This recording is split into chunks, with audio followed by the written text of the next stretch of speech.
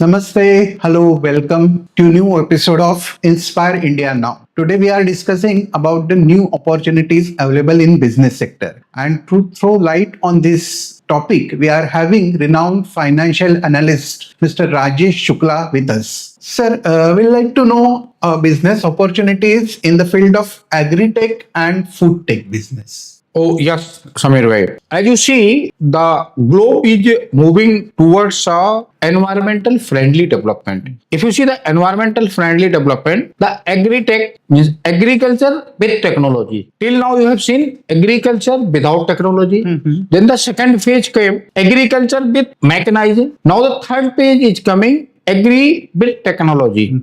What are the technology?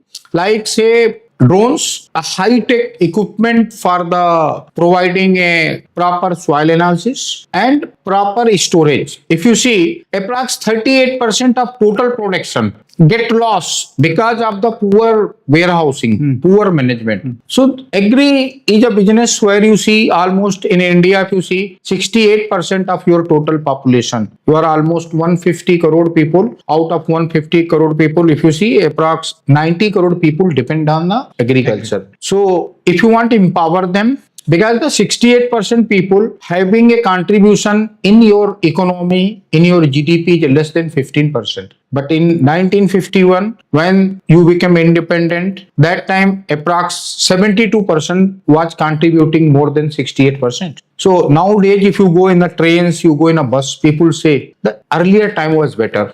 अंग्रेजों का time बेहतर था. ये फॉर द इंडियन एक बहुत बड़ा स्लैब है. This is the very big slab for the policy makers. When people से कि अंग्रेजों का जो समय था वो बहुत अच्छा था. क्यों कहते हैं ऐसा? वो इसलिए कहते हैं कि तब 72% लोगों के पास 68% था. जो वेल्थ थी 72% लोगों के पास 68% था. मतलब कोई मुकेश अंबानी नहीं था, कोई गौतम अदानी नहीं था, लेकिन लाखों लाखों लोग ऐसे थे जिनके पास खाने का रहने का साधन था. What is today position? आज का पोजीशन है कि 68% लोगों के पास सिर्फ 14.5% है. टोटल 4.5% है. ये जो चैलेंज है, ये चैलेंज लोगों को बहुत ज्यादा परेशान कर रहा है. And it is very disturbing for the policy maker. This situation can be change by using A proper technology. A solar technology to reduce the cost of air conditioning, warehousing, and second, irrigation, proper irrigation. Because we also fighting up scarcity of water. So these 2-3 things will make lot of difference. And you have to convert agriculture in a food culture. Food culture means you have to stop the wasting of the food. Like if I say Mumbai alone, approx 50 ton ready food get waste from the different hotel. But from Mumbai, approx 500 kilometers, say 8 hours, Vidarbha is there. There approx 60-70,000 people die because of their food are not available, and more than 10 lakh people are under malnutrition. So this can be very properly covered. If like you can put some train, you can put some container vehicle who can take the food from Mumbai, Pune and give to the Vidarbha hardly 8-9 hours. Because now after the Samriddhi, the traveling time from 18-20 hours have come down 10-12 hours. And the second जो सबसे ज्यादा important है, the analysis of the soil. If you are not analyzing the soil, then most of your soil is becoming either the barren land, either the less fertile. So this technology will help you to produce more, stop the wasting, stop the damage. So the price of the production means crop price will come down and the profitability of the farmer will increase. Sir government इसमें कौन से initiative ले रहे हैं agritech और food take?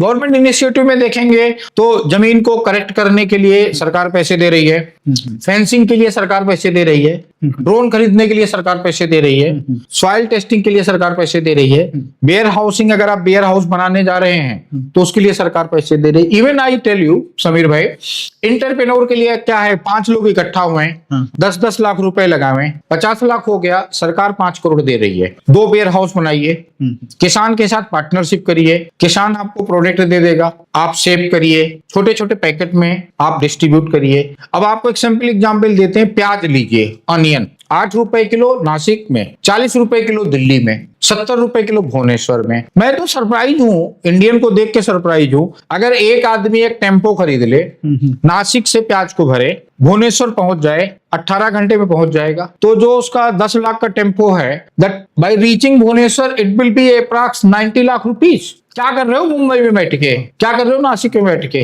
5,000 का बड़ा पाव बेचने में आपका जूस निकल आता है। बट सेम मैनर आई से if you go see the टमाटर, पंजाब में, हिमाचल प्रदेश में, यूपी में टमाटर ₹1.5 किलो है।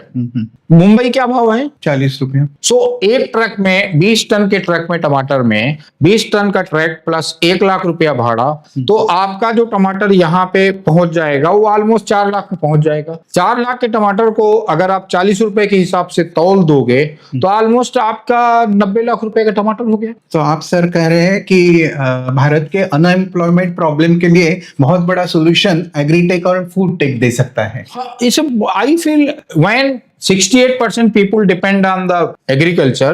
So what are the balance? Balance is only 38% people, not 32% people. So 32% people can be accommodated in distribution of the agriculture, in process of the agriculture, packaging of agriculture, because overall you are a agro economy. And I tell you, one chip, one memory card costs say 400 rupees. But 1 kg honey costs 1600 rupees. 1 kg your lotus seed costs 2000 rupees kg. So you are expert on producing of lotus seed. You are expert on producing honey. Why you are focusing on the different thing? What is not your cup of tea? आप इतना समय लगा रहे हो, दिमाग लगा रहे हो, फिनटेक, सेंटेक, फलाने टेक, ढकाने टेक, जो आपके हाथ में है, पहले वो डाल के कमा लो पैसे। When you make money, like अगर हम ये सोच रहे हैं कि सरकार आपके घर आएगी, मेरे घर आएगी, तो सरकार आएगी हमारे आपके घर, बट 10 किलो आटा लेके आएगी, 10 किलो चावल लेके आएगी, 1 और 2 फ्री गैस का बाटला लेके आएगी। सरकार आपके घर मर्सिडीज कार लेके नहीं आएगी, सरकार आपके घर इनोवा लेके नहीं आएगी, वो हमें आपको मिलके कमाना होगा। We have to make that. Sir, हम ऐसे कुछ इनिशिएटिव्स बना रहे हैं हमारे बिजनेस। समीर भाई, यस, आई यू नो, जब से मैं एक्टिव बिजनेस से निकला 2011 से मेरी पूरे देश में एक ही प्रयास है कि 4-5 लोग इकट्ठा हों, उनको मैं 4-5 महीने तनख्वाह दूं, जब वो ट्रेंड हो जाएं तो उनको मैं थोड़े पैसे दूं और वो लोग इकट्ठा होकर अपना बिजनेस करें और उनका भी घर चले और अपने जो सोशल वर्क चल रहे हैं उसके लिए भी पैसा मिले। Because as you know, by nature मैं किसी से मरने तक पैसा नहीं मांग सकता। मैं अपनी लाइफ में एक ही काम नहीं किया है जो किसी से कभी आज तक मांगा हूं। तो अब उसका क्या फायदा है? जैसे अभी हमने शुरू किया हिमाचल प्रदेश में, हमने 200 एकड़ जमीन लिया है हिमाचल प्रदेश में, हमने वहां पे नींबू लगाया है, अमरूद लगाया है एंड पपैया लगाया है। सो पहली ट्रायल फसल अमरूद की अभी दिसंबर में आई है। आप जान के हैरान हो गए, वो जमीन हमने लिया है 8,000 रुपए पर एकड़ पे, 8,000 एकड़ प्लस 50,000 रुपए खर्च हुआ है। पहली फसल ही 68 लाख की है। So next year I feel 4-5 crore की फसल होगी। सो इसी तरह से हम बुंदेलखंड में 400 एकड़ ले रहे हैं और हाथरस में 100 एकड़ ले रहे हैं। सो वहां पे संदीप भाई भी गए थे, पूरी टीम थी। सो ऑलमोस्ट हम लोग डील फाइनल कर दिए हैं, उस पर वर्किंग चल रही है। तो हम लोग तो मतलब ओपन है, कहीं पे भी जमीन जो सड़क पे है, पानी है, तो 10 साल का लीज के लिए ओपन है। और हमारा मानना है 10-12 साल में हम किसान को ट्रेन कर देते हैं, उसके बाद जब हम छोड़ के आते हैं तो किसान सेम मैनर से कर सकता है। जैसे अगर अब आप जाके देखेंगे इंदौर में, जाके देखेंगे आप मेहसाना में, इंदौर में हमने बांस की खेती किया था, आज वहां कम से कम 10,000 किसान बांस की खेती कर रहे हैं। हमने मेहसाना में आलू की खेती किया था, आज आप देखें मिकिन्स ने वहां 1 लाख से ज्यादा एकड़ आलू लगा रखा। हमने गोवा में टाटा के साथ बेम्बो का काम किया था। सुरेश प्रभु जी एक फार्मर मेंबर ऑफ पार्लियामेंट, मतलब फार्मर फाइनेंस मिनिस्टर हैं, उनके साथ किया था, rail minister, sorry farmer rail minister हैं, उनके साथ किया था। आप देखिए टाटा उस पे 400 करोड़ का केन का फर्नीचर बना रहा। तो ये सारी चीजें बहुत अच्छा पॉसिबल हैं, बट ये है कि जैसा आपको मालूम है, नौकरी करना स्कूटर चलाने जैसा है कि अगर एक्सीडेंट भी हुआ तो थोड़ी बहुत छिल आती है, बट बिजनेस करना जहाज चलाने जैसा है। कि you have to be 100% dedicated, honest, but जहाज चलाने का अपना अलग मजा है। जहाज चलाओगे तो 5 साल बाद आप जहाज के पायलट कहलाओगे, और ऑटो चलाओगे, ये चलाओगे तो जिंदगी भर ड्राइवर ही रहोगे। सो दोनों के अपने नफा है, नुकसान है, बट आपके परिवार के लिए, देश के भविष्य के लिए लोगों को ज्यादा से ज्यादा बिजनेस करना चाहिए। जैसे छोटे एक बीज से बड़ा पेड़ जमा हो जाता है, तो अपना डेडिकेशन और मेहनत से लोग फूड टेक एंड एग्रीटेक में बड़ा बिजनेस एकदम सही भाई, सही बताया आपने, एकदम समझ भाई। थैंक यू सो मच भाई, थैंक यू। थैंक्स।